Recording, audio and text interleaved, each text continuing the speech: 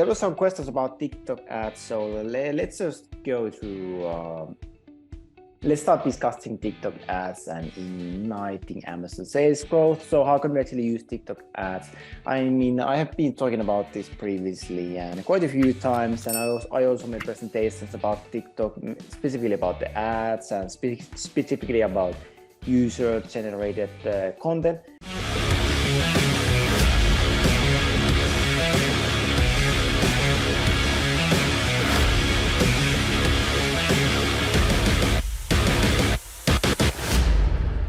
Platform evolves all the time, so it's good to take another look and see what's going on and what exactly should we be doing there. But obviously, I mean, you can also see that Amazon is putting quite a bit of effort into TikTok as well. I mean, I also received emails from Amazon that they are basically doing this kind of like joint webinars together with TikTok, and like Amazon is trying to get you to advertise in TikTok as well. So that's an interesting thing to notice, because I mean, Amazon hasn't really done this kind of behavior before with other platforms. So this is pretty much the first time I've seen them do it like this heavily. So that's pretty interesting to see. But I mean, obviously there's a reason why they do that, and obviously, I mean, there's a reason why they believe in TikTok and why they put their effort into it. So that's also another reason that why we should put some attention on this platform as well. So let's talk about the different ways how to use TikTok and how to use the advertising platform, the different ad formats, content ideas, best practices for the advertising platforms, and different kinds of examples. And a really important thing to understand is that this is nothing like Facebook ads, because I mean, in order to create Facebook ads and maybe even do really high performing Facebook ads, I mean, you don't really need to know anything about what's happening inside of Facebook. I mean, you don't need to know anything about Facebook pretty much, because I mean, you could basically just apply huge advertising ad principles, marketing principles, and I mean, you can create a high performing ad inside of the Facebook advertising platform. But does the same thing apply for TikTok?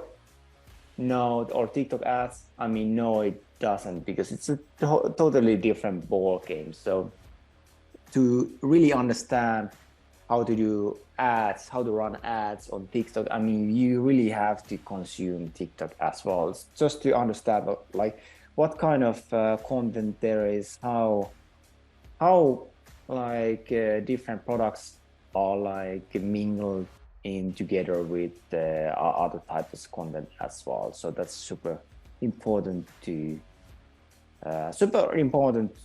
to do. So you cannot just start like running TikTok ads without looking into I mean, if you have never ever even been like consuming TikTok content. No, I mean, it goes hand in hand that if you want to run ads on TikTok, I mean, to say successful ads, then you have to consume the content as well.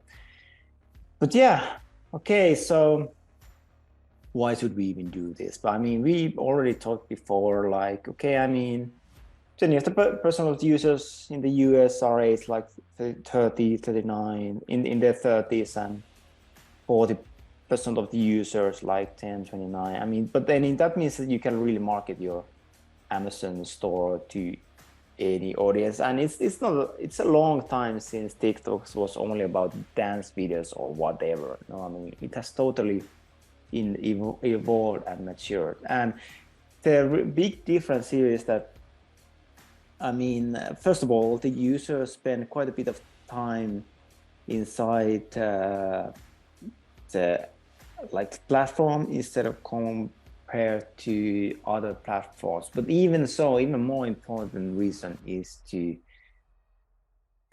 algorithm, because the algorithm is just so good in finding the right person, the right viewer for the right video. So I mean, it's really a master how it works and how it's able to do this. They basically suggesting the right kind of content for the right person. And if you consider like other platforms, like, okay, just think about like what Facebook is showing for you. I mean, is it really showing relevant information for you? Like, let's say in the ad success or any kind of suggestions that it does. Well, I don't know about you, but at least for me, I mean, no. I mean, I can see that only thing that actually Facebook does really good is that it's actually showing me some like real, some like pretty much like comedy it's a different kind of like TV series, like snippets from TV series that, okay, I mean, I actually like this content. Actually, it makes sense why it suggests me to watch some clips of Seinfeld or Conan O'Brien and so on, or whatever. I mean, obviously, I mean, it knows, I guess I have interacted with some of these content, so that's why Facebook is doing it. But I mean, besides that, the ads and whatever, I mean, it's showing to me, I mean, it's completely irrelevant to me. I mean, I couldn't care less about this content that Facebook is trying to get me to consume. But it's totally different ball game with TikTok, because it's the algorithm is just so good in connecting the right content and the right person. Yeah, and I mean, the algorithm favors content that really resonates with users, allowing ads to go viral and reach a wider audience. And I mean, it's just so much better at this than Instagram or Facebook or whatever, because I mean, you can see that basically these other platforms are just trying to mimic what TikTok is already doing. But anyway, let's talk about these different type of ads that there are. So TikTok ad formats. So one type of these ads is the in-feed ads. So these are like displayed as users scroll through their like TikTok feed. So this is something that you see when you actually scroll TikTok. So it just says that this is basically from the app for you. So it can be up to 60 seconds long and may include like different call to action buttons. It's also good to like ask yourself, like when you start doing it, okay, I mean, what kind of ads should I do? And what are the different type of ads? What should the video itself be about? Like what should the ad video contain? So this actually requires a lot more effort to do this inside of TikTok. I mean TikTok ad instead of this Facebook ad, let's say. Really popular, and actually just to remind that, I mean, the best way to really figure out what you should be doing on this platform is to just start consuming and just look at what other brands are doing this. So how are they showcasing their products inside of the platform, and how are they actually getting people to like buy this? So another example is these product showcases. So it means that you just demonstrate how the products are used, or say showcase selling different selling points of the products. And one thing I'm just thinking that it's pretty bold to say that it's relevant with all advertising, but I mean with 99% anyway, is that people don't, especially online. I mean, it might be different when you're thinking about like different kind of TV ads or other kind of platforms, especially online, especially inside of these social media tools. Then I mean, one thing is that it really has to feel like authentic. So people don't want to just see like ads that just feel like ads. I mean, meaning that it would have really professional setup. I mean, you can see that, okay, these are professional actors, these are like professional. I mean, sure, I mean, it could work, but I mean, it's pretty much a totally different ball game. So what really is most cost effective is doing just really these kind of authentic videos, meaning that it feels like this is a real person doing it, and it's not too polished. It doesn't, I mean, it doesn't look too professional and it doesn't look too polished. And it's actually it can be the same thing when we think about the Amazon product listings. Like if we use stock photos, if we make the photos like too polished, then it kind of loses a bit of the effect. And well, especially with the product listing images, I mean, we always have to test the things. But I mean, what we always see in our experiments that, I mean, if we do too polished or use like too much like stock and it seems like too professional photos, then typically it's not going to perform as well as the more authentic images. So same concept applies here, that it actually makes it's better if it seems like it's an actual TikTok user just trying out this product, and this is like it just showcases the different things. And that in that sense, if you think about our budget, then it's actually good news, because it just means that we don't need that much money to do different kinds of advertising content or different kind of images, different kind of videos, because it doesn't need to look that professional. It doesn't need to look that great either, as long as it's just something that like resonates with people. I mean, that's really the main thing. I mean, that we do content that resonates with people. But that's great news in terms of thinking that how much money do we actually need to spend in order to create these different advertising videos. I mean, this applies to no matter platform you're doing, but I mean, doing different kinds of like user testimonials, like meaning that, I mean, it's just such a simple thing to do, like asking satisfied customers or influencers to create videos reviewing or using your products. And let me know how many of you have gotten like videos or at least testimonial photos from customers using your products. Let me know in the chat. Who has gotten testimonials from their customers? How about Marco? I mean, you've been doing this for quite a few years already. So do you have testimonials from your customers? Like selfies, videos, your customers creating different kind of videos where they showcase your product, or at least an image where people just show their product and their face.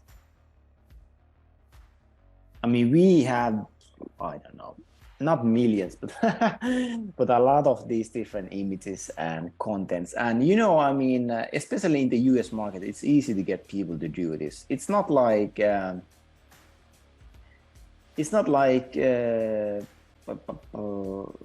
like, I don't know, maybe in some countries, some nationalities, people might be really hesitant to show their face. Maybe in Finland, I think Finnish people, I mean, we are pretty reserved, so maybe we are not really eager to do that. I mean, to do some kind of testimonial or selfie photo for some brand, so which means that it shows the product and it shows our face. But I mean, in US, I mean, people are totally comfortable with this, so that's not a problem at all. So you should definitely like ask your customers to create content for you.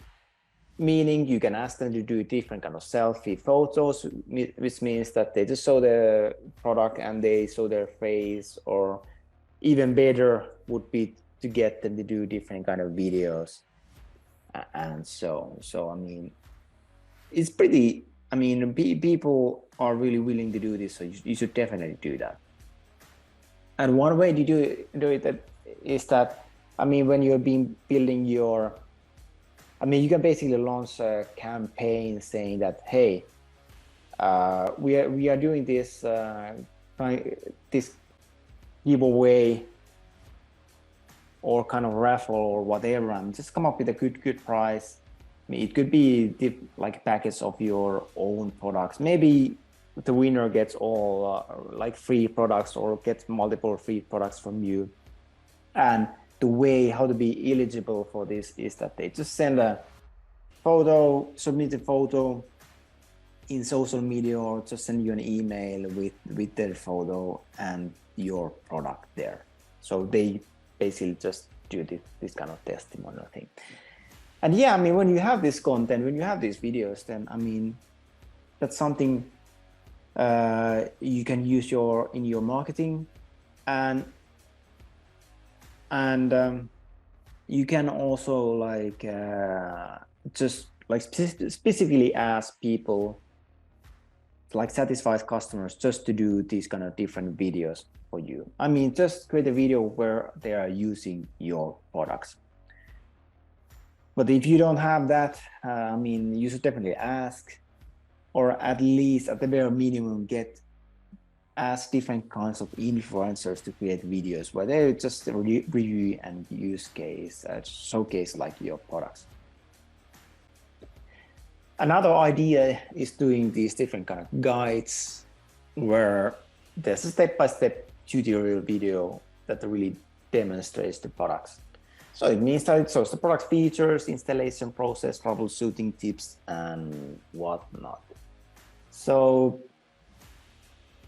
it really depends on the product. I mean, here there's some kind of, I don't know what this is, premium brightening kit, something about, I guess about for teeth or skin or some kind of cosmetics thing. So then it would just, I mean, a really popular thing is that you see these like videos where like people open the package and show that this product has these and these features, and this is how to use it, and this is how to assemble it. This is how you can make sure that you are using correctly. And these products choose all those different people who want to achieve this thing or that or something. So it just gives concrete steps how to use it, and different kinds of issues that, yeah, maybe I had this issue when I tried this the first time, so the correct way to do this, and blah, blah, blah. So that means that, for example, like we are doing kind of like these assembling videos because we have a product that has to be assembled. So in that video, it just shows like how the product is being assembled correctly and what to avoid there, and those kind of things. Then, I mean, different kind of limited time offers, announcing limited time promotion and discounts. And one thing is that is really different in TikTok when you compare to, let's say, for example, Facebook.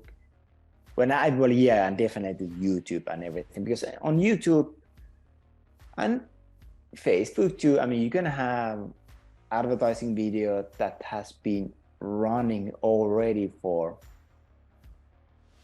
months, and I mean, maybe even a year, and I mean, still performing well. I mean, it can happen, but if you consider like the TikTok platform, then no, I mean, the lifespan is just much shorter.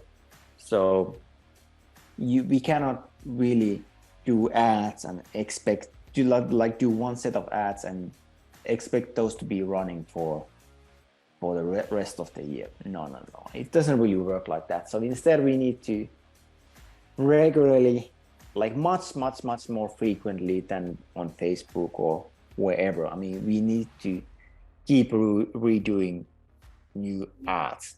And it doesn't mean that we have to create a completely new set of ads. No, what we can actually do is that we can just combine different or change something in the video. For example, we can change the hook, we can change some other parts, we can change the call to action. So meaning that we change the beginning, we change the middle, or we change the ending. So that means that we can have, let's say, 4 different hooks, and then we have like 4 different content. So that already means that, okay, we can do like 16 different videos out of just those 4+4 elements, right? Then lifestyle. So that's another way how we can showcase the products that fit into a specific lifestyle or theme. So we can recreate a real life situation where the product can be helpful. Then, I mean, I haven't done this, but I mean, I have seen, and probably if you have used like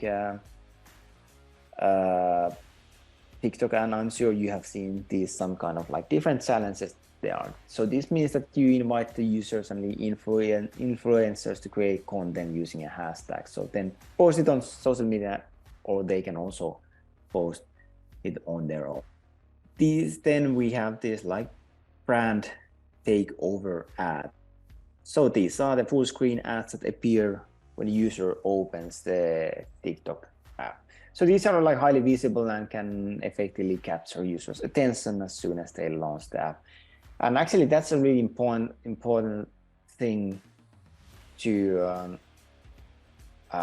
really maximize and optimize in terms of TikTok, is that you really want to have something. I mean, you really want to use every single cent there is with the space. So that means that when we are doing like vertical videos, like it has to cover everything in the script. So it doesn't make sense like why we would leave any part there like unused. But yeah, I mean, I already made a presentation about this, different things about different best practices for copywriting. So one method is this like hook story offer thing. So it means that, I mean, hook means that we just need to grab the attention quickly. But the thing is that you don't want to grab the attention from everyone, because then it just means that more people will see our ads, and if they are not our target audience, then we are just going to pay more for the advertising. So we only want to gather the attention from those people who are part of our target audience. Yeah.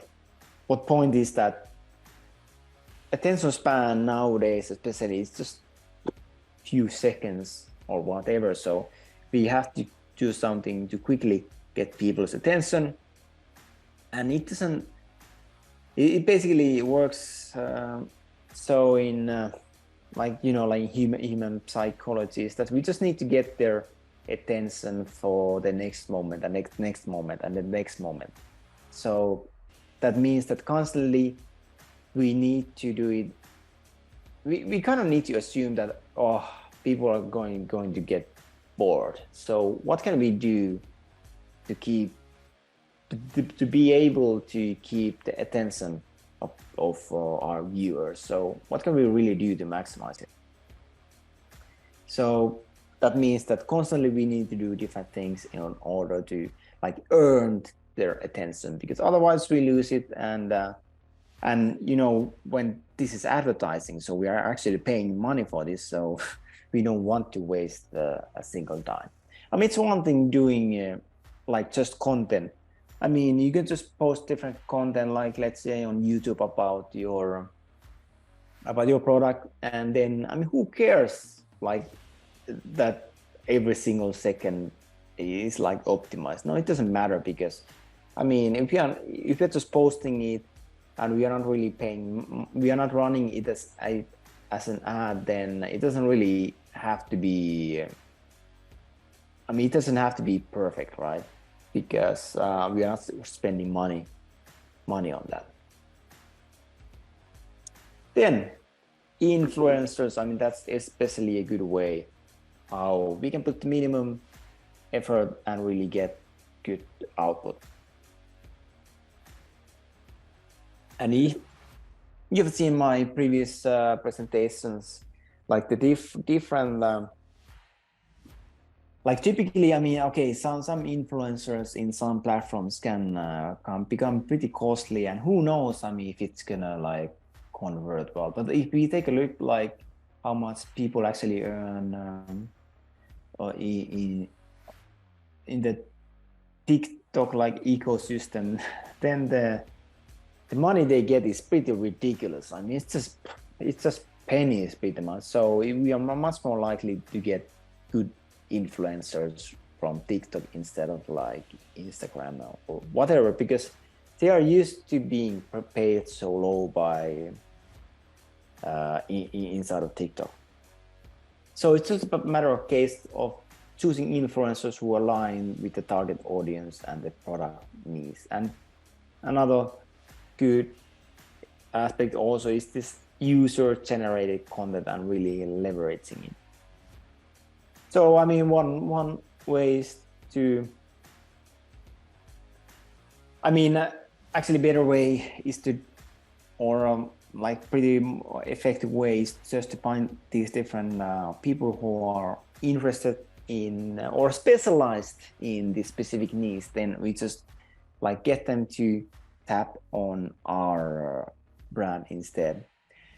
And but one thing we can also do is that we can do like invite different like users just to create content for us.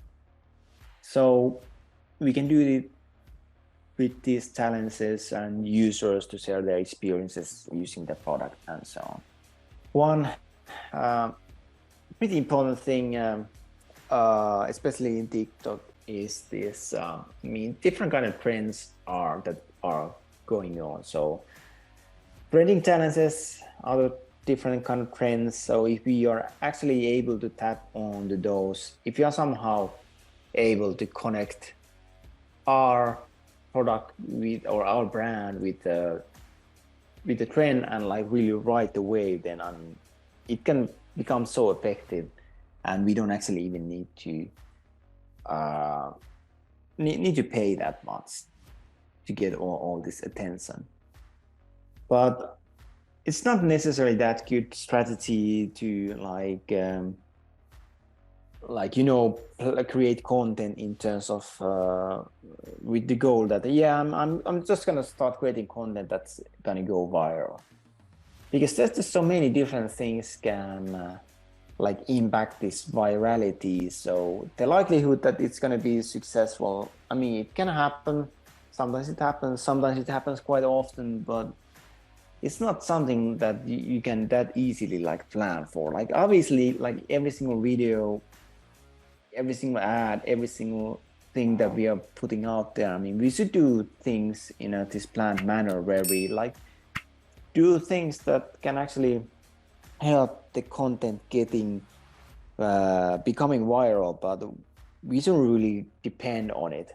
So it makes much more sense that I mean, we follow the best practices and so on, but I mean, if we don't go viral, then it doesn't kill our whole marketing, right? So we are not relying in going viral. Yeah, so one example, I mean, you can see a lot of like cosmetic stuff inside of TikTok, but it's not really about certain it's not really tied to different categories, because I mean, you can see just so many different stuff, different kind of content, different kind of categories, different kinds of like influencers specialized in all these kind of like weird niches. So you can definitely like see just so much content there. But let's look at this like one cosmetics, Benefit Cosmetics, who planned a campaign to promote their like new brow microfilling pen. So they use this marketplace, TikTok creator marketplace, to find these like 22 like different creators who just align with their. So the challenge pretty much like involved the creators replicating a proud dance set to an original music track that they have produced. So they basically just said that, okay, this is pretty much what we want. So we have this track and you are free to do some kind of content related with this. So at the end, there were like this just 22 videos, and I mean, they launched simultaneously appearing on these feeds. So user for your feeds for this maximum engagement. So it basically resulted in 3,500 hours of videos and like 1.4 million impressions from just 4.5 minutes of creator content. Basically, all these different users just praise this collaboration between these creators and this cosmetics company. So the success of the campaign really highlighted the importance of selecting the right creators for the overall campaign success. Yeah, the point is that we end up with content that we don't really rely on getting viral. Instead, we are able to advertise it so that we are able to put like $1 in and get like several dollars out.